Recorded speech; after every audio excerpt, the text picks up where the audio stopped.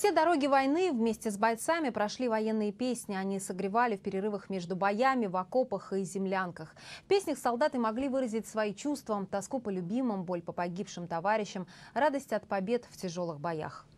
И до сих пор эти стихи и мелодии остаются всенародно любимыми, а многие из них, особенно в хорошем исполнении, сложно слушать без слез.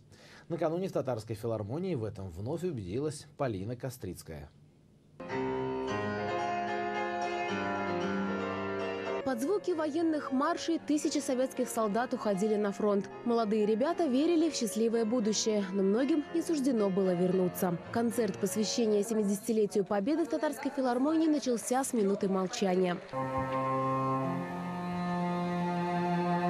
Артисты филармонии в преддверии праздника дали уже десятки концертов по всей республике. Военные песни ждут и знают в городах и деревнях. Им подпевают, под них плачут и улыбаются. Накануне в Казани музыкально-литературный лекторий филармонии представил концерт его художественного руководителя Владимира Васильева. И мои дедушки участвовали в Великой Отечественной войне. К сожалению, они не вернулись с фронта. Каждый раз, когда исполняю эти песни, я пою для зрителей, как будто бы в зрительном зале сидят мои оба дедушки, которые не вернулись с войны.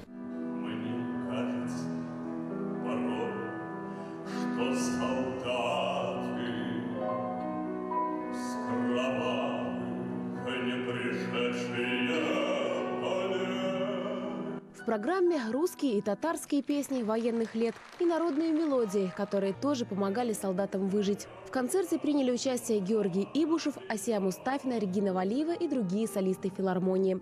Вот когда землянки я пою, уже чувствуешь, как будто вот я сам побывал в войне. Хочется найти вот образ этого солдата. Только тогда рождается вот песня, только тогда можешь это передать, смысл песни.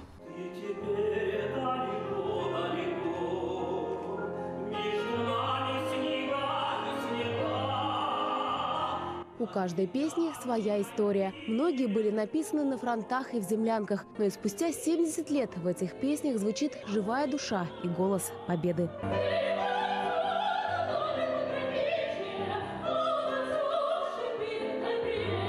Полина Кострицкая, Марат Саидгараев, столица.